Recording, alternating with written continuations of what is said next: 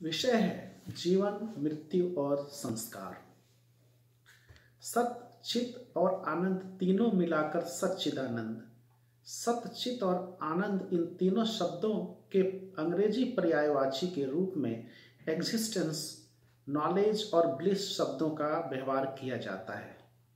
यह मात्र निर्मूल अनुवाद ही नहीं, त्रुटिपूर्ण भी है। सत शब्द का यथार्थ मतलब अपरिणामी सत्ता से है, जिसमें कोई विवर्तन या परिवर्तन नहीं होता।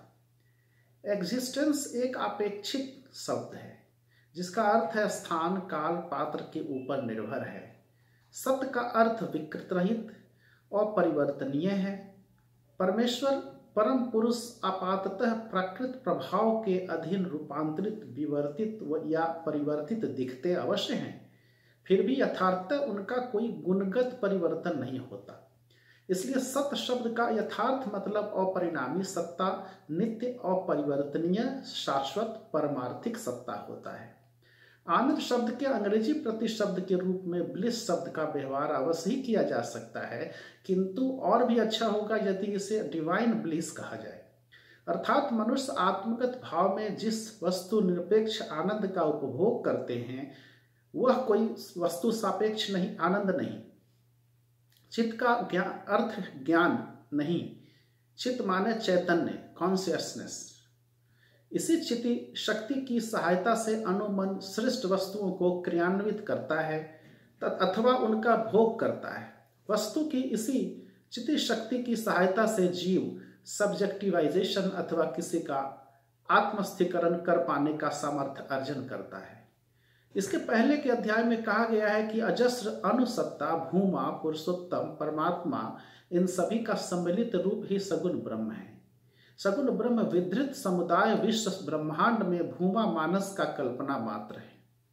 इस परिदृश्यमान जगत में अनुमन विभिन्न वस्तुओं का किस पद्धति द्वारा चैत्तिक प्रत्यक्ष परसेप्शन करता रहता है, इसका विश्लेषण कर देखा जाए। मनुष्य का ही उदाहरण लिया जाए। मनुष्य के पास 10 इंद्रियां हैं, 5 ज्ञानेंद्रियां और 5 कर्मेंद्रियां।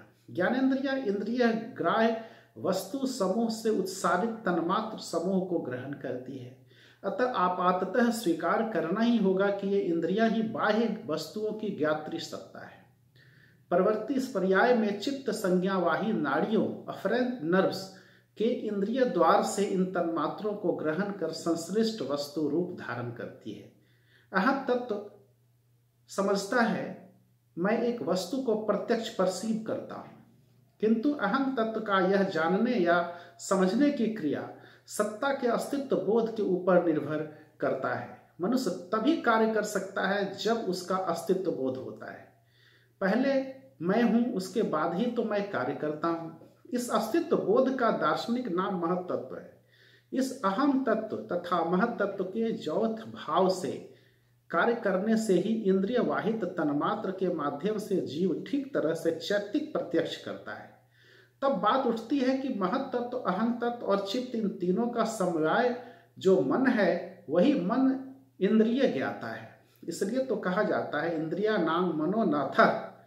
परंतु वास्तव में क्या मन इंद्रियों का ज्ञाता है? और यदि यह न हो तब इंद्रियों का ज्ञाता कौन है? यह जो मैं हूं, मैं करता हूं, मैंने किया या डन आई, ये सब हुई मन की विभिन्न क्रियागत अभिव्यक्तियां। मन के अतिरिक्त और भी एक सत्ता है जो हर प्रकार से क्रिया की अभिव्यक्तियां का स्वामी होता है, अभिव्यक्ति का स्वामी होता है। इस तरह हम एक ऐसी सत्ता को खोज पाए हैं जो महत्तत्व के भी साक्षी है। यह ज्ञात्री सत्ता आत्मा, अनुचैतन्य या यूनिट कॉन्शियसनेस है। मन का साक्षी यही आत्मा है।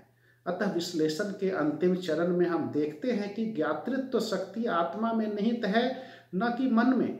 अनुमानस रूपी दर्पण में प्रतिबिंबित चैतन्य अथवा आत्मा कोई क्रियाशील सत्ता है, ऐसा नहीं। साक्षी सत्ता के रूप में उनके पास ज्ञातृत्व भी रहता है। आत्मा सब कुछ जानता है, किंतु वह मन के समस्त कार्यकलापों का साक्षी सक्रिय भागीदार होता है। पंच कर्मेंद्रियों का कार्य आभ्यंतरीण तन्मात्र को बहिर्जगत में क्रियान्वित करना है। मोटर नर्व्स, कर्म नाड़ियां मन से जिस प्रकार का निर्देश पाती है तदनुयायी बहिर्गामी तन्मात्रों को क्रियान्वित करती है और उनके अभ्यंतरीण सामर्थ्य को कार्य में लगाती है। अतः किसी भी कर्म का कर्तृत्व मन में होता है, कर्मेंद्रिया में नहीं। इस प्रकार आत्मा यह जानता है कि मन तन्मात्र रूपी अभ्यंतरीण संस्कार को क्रियान्वित कर रही है। उस आत्मा को छोड़कर मन के कर्तव्य को प्रतिष्ठित नहीं किया जा सकता। आत्मा प्रत्यक्षतः कुछ भी नहीं करता, यह सत्य है, किंतु इस सर्वान्युष्युत ऑमनीप्रेजेंस आम तत्व आत्म तत्व के कारण ही मन का काम करने में सक्षम हो पाता है। आत्मा का ज्ञातृत्व तथा कर्तृत्व मात्र इतना ही होता है। आत्मा स्वयं कुछ भी नहीं करता, किंतु इसके अस्तित्व के कारण ही कुछ जानने या करने की क्रिया हो पाती है। यह स्मरणीय है कि वस्तु का अस्तित्व प्रथमतः इंद्रियों के सापेक्ष ही निर्धारित होता है। और भी गहराई से विचार करने पर देखा जाएगा कि जिन इंद्रियों की सापेक्षता पर वस्तु सत्ता का अस्तित्व निर्धारण होता है वे स्वयं मानस परिधि के भीतर अवस्थित है। अतः शेष पर्यंत देखते हैं किसी भी क्रिया का निष्पत्ति का साक्षित्व तथा कर्तृत्व दोनों ही आत्मा के अस्तित्व पर निर्भरशील है। स्वयं इस जीव मन का अस्तित्व भी अंततः आत्मा में ही निहित है। इसलिए बात यह होती है कि जो कुछ भी ज्ञातृत्व और अस्तित्व है सब कुछ आत्मिकता में विधृत है। और इन तीनों के लिए एक शब्द साक्षी सत्ता, यह और भी स्पष्ट हो जाएगा यदि हम स्मरण करें कि मन शक्ति क्रिया के पारस्परिक अंतरहीन संघर्ष की एक अवस्था मात्र है, अर्थात परस्पर संपर्कित संघर्षशील यह सम्मिलित त्रिशक्ति तत्व ही मन की उत्पत्ति का मूल है। मन क्योंकि एक अनंत संघर्षशील, चिर परिवर्तनशील तथा सापेक्ष क्रियाशील जैवाधार है, इस कारण मन का साक्षित्व करती हुई समय और स्थान को समग्रताओं तथा देह मन की समस्त परिधियों में सर्वथा परिव्याप्त एक चरम और परम सत्ता का होना अत्यावश्यक है। ब्रह्मचक्र के सभी स्तरों में ही इस साक्षी सत्ता की उपस्थिति अत्यावश्यक है। संचर धारा में भूमा मानस के साक्षी के रूप में पुरुषोत्तम है, अतः भूमा मन के आत्मा स्वयं पुरुषोत्तम हुए। प्रतिसंचर में अपने ओत जोग के द्वारा पुरुषोत्तम अनुमानस पर प्रतिफलन के माध्यम से एक साक्षित्व बनाए रखते हैं और प्रत्येक अणु पर उनका प्रतिफलन ही जीवात्मा अनुमन का साक्षी सत्ता है। आत्मा सक्रिय अंशभागी नहीं होता। मन के सर्वथा परिवर्तनशील कार्यरत सत्ता होने के कारण उसमें एक निहित संवेग रहेगा ही। प्रश्न है कि मन यह संवेग प्राप्त कहाँ से करता है। गति तत्व के नियमानुसार प्रत्येक स्तर पर निश्चय ही अन्यान्य पूर्वकृति अवस्थाओं के ही परिणाम होंगे। पूर्ववर्ती चरणों के कर्मों के फल संस्कार कहलाते हैं जो जीव के अनुमानस में संवेग ला देते हैं। प्राथमिक अवस्था का अनुमन संचर धारा में तरह तरह से क्रियाशील विशेष शक्तियों की सामूहिक परिणति मात्र होता है। इस विश्व ब्रह्मांड की प्रत्येक शक्ति के संवेग का मूल उत्स यथार्थतः भूमा सत्ता है। इस प्रकार भूमा सत्ता ही अनुसत्ता के माध्यम से कार्य करते हैं तथा अनुमानस में संवेग पैदा करते हैं। बृहत का आकर्षण उस संवेग को त्वरण प्रदान करता है। उस प्राण केंद्र पर ही जहां से प्रकृत शक्ति का प्रथम अंकुर प्रस्फुटित हुआ था, सृष्टि का संपूर्ण संवेग वही बीज रूप में प्रसुप्त अवस्था में पड़ा था। इस विश्व का जो सामूहिक संवेग है वह अनुमानस के माध्यम से भूमा सत्ता द्वारा सृष्ट संवेग तथा सृष्टि के जड़ अंश के माध्यम से भूमा मानस द्वारा सृष्ट संवेग है। यही है उस परम एकक सत्ता की बहुरूप लीला। अजस्र अनुसत्ताओं को सृष्टि के पहले केवल मात्र वह विराट भूमा सत्ता ही विद्यमान थे और उनके मानस संजात सब कुछ ही उनमें ही निहित था। हम इस परिदृश्यमान जगत में जो विराट वैचित्र देख पाते हैं वे सभी मिलित एकत्व लिए उनमें ही स्थित हैं। यह विशाल ब्रह्मांड भी उनके ही भीतर है और इसी कारण सृष्टि की स्थूलीभूत वृत्तांश अर्थात संचर धारा के प्रथम बिंदु से क्षितिभूत की उद्भूति तक जीवन, मृत्यु, संस्कार इत्यादि का प्रश्न ही नहीं उठता। प्रतिसंचर की यात्रा में स्थूल अनुमन भूमा मानस से ही संवेग तथा गति सामर्थ्य पाया करता है। प्रथम चरण में अनुसत्ता के पास न तो अहम तत्व विकसित होता है न ही महत तत्व और इसी कारण उसके पास कोई संस्कार भी नहीं होता। इस अवस्था में भूमा सत्ता की शाश्वती शक्ति ही अनुजीव को प्राण केंद्र परम पुरुष की ओर बढ़ने की गति और संवेग प्रदान करती है। प्रवृत्ति चरण में अहम तत्व उद्भव होता है, जिसका अनुभव भी अनुमन को होता है, किंतु इसे ही वह संवेग और संस्कारों का नियंत्रक स्वीकार कर लेता है। फिर प्रवृत्ति चरण में एक ऐसी अवस्था आ जाती है जब वह अहम तत्व ही समस्त मानसिक क्रियाकलापों को पूर्ण रूप में नियंत्रण करने लगता है। शिष्ट चक्र के क्रम विकास का प्रतिनिधित्व मानवीय सत्ता द्वारा होता है। मनुष्य प्रति संचर की स्वाभाविक दिशा में चलते हुए दिव्य लक्ष्य की ओर न जाकर वह पीछे की ओर अर्थात ऋणात्मक प्रतिसंचर का पथ भी चुन सकता है। अनुमन द्वारा ऋणात्मक प्रतिसंचर के रास्ते से चलने के संवेग की स्वीकृति को मानकर यही कहना होगा कि मनुष्योत्तर जीवों के संस्कार अनुप्रविष्ट संस्कार इन्फ्यूज्ड संस्कार होते हैं और मनुष्य का संस्कार अर्जित संस्कार एक्वायर्ड संस्कार है। इस तरह मनुष्योत्तर जीव अपने अविकसित अहम तत्व की अवस्था में धनात्मक प्रतिसंचर के रास्ते आगे ही चलते जाते हैं, किंतु मनुष्यहीन मानसिक विषयों की चिंता करते हुए ऋणात्मक प्रतिसंचर पथ पर भी चले जा सकते हैं। क्रम विकास में किसी अणुजीव संरचना के अस्तित्व को बचाए रखने के लिए मानस तरंग और शारीरिक तरंग के मध्य एक स्वस्थ संतुलन और प्राणः की उपस्थिति का होना अनिवार्य है।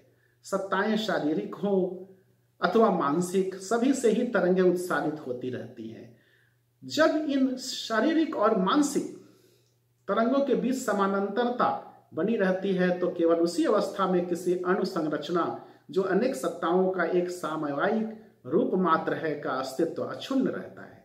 पर यह समानांतरता पैरेललिज्म विनष्ट भी हो सकती है। ऐसी अवस्था में जिन सभी तत्वों के मिश्रण या संयोग से अनुसंरचना उद्भूत हुई थी, उनमें से किसी एक अथवा एकाधिक के असहयोग या सामंजस्य विहीनता के फलस्वरूप अनुसत्ता संरचना विच्छिन्न और विभक्त हो पड़ती है। विवर्तन की प्राणीन धारा में अणुजीव का क्रम विकास भौतिक संघर्ष, मानसिक संघर्ष तथा बृहत के आकर्षण के फलस्वरूप होती है। एक उदाहरण लिया जाए, जब एक कुत्ता मनुष्य का सानिध्य प्राप्त करता है तो उसका मानस तरंग धैर्य मनुष्य के उन्नत मानस तरंग के साथ संघर्ष के फलस्वरूप विस्तार प्राप्त करता है। इसके बाद ऐसी एक अवस्था आ सकती है जब कुत्ता का दीर्घायित उन्नत मानस तरंग उसके शरीर संरचना के साथ समांतरता पैरेललिज्म खो बैठेगा और इसके फलस्वरूप देह और मन के बीच संबंध विच्छेद होगा। अब देह में विच्छिन्न इस विदेही मन को एक अन्य देह संरचना प्राप्त करना होगा जिसके साथ कि उसकी समानांतरता संभव हो सके। साधारण भाषा में इसे कहा जाएगा कि कुत्ते की मृत्यु हुई और उसका शरीर परिवर्तन हुआ है। जिस प्रकार अधिक उन्नत चिंतन के संस्पर्श में आने से मन का तरंग दैर्घ्य बढ़ जाता है और फलस्वरूप जीव अधिक उन्नत देह प्राप्त करता है, ठीक उसी प्रकार दुष्चिंतन के संस्पर्श में आकर पारस्परिक संघात के कारण मानस तरंग दैर्घ्य ह्रास प्राप्त भी हो सकता है। ऐसी अवस्था में मानस दैहिक समानांतरता विनष्ट होगी और जीव मन तथा जीव देह परस्पर एक दूसरे से विच्छिन्न हो जाएंगे। उदाहरण स्वरूप मानव मन का तरंग दैर्घ्य यदि शरीर के तरंग के साथ सामंजस्य रक्षा न कर सके तो ऐसी अवस्था में वह मानव शरीर से विच्छिन्न होकर किसी अन्य अनुकूल देह संरचना के साथ संयुक्त होगा। ऐसा भी संभव है कि वह नई देह संरचना मनुष्य का न होकर किसी मनुष्योत्तर जीव अथवा यहाँ तक कि वृक्ष, उद्भिद या ईंट, काठ, पत्थर जैसी स्थूल जड़ वस्तु भी हो सकती है। रामायण में अहिल्या उपाख्यान में हम देखते हैं कि किसी एक बहुत बड़े पाप के कारण गौतम मुनि के अभिशापवश उनकी स्त्री अहिल्या पाषाणी हो गई थी। रामायण का यह उपाख्यान ऋणात्मक प्रतिसंचर की एक सुंदर रूपक कहानी है। उन्नत मान तरंग दैर्घ्य के फलस्वरूप अवनत जीव और उद्भिद के मानस धातु सूक्ष्मत्व प्राप्त करते हैं और अंततः मानव शरीर धारण करते हैं। इसी प्रकार फिर हीन मानस विषय की भावना लेते लेते मानव जैसे उन्नत मान जीव की अधोगति की भी 16 आना पूरी संभावना रहती है।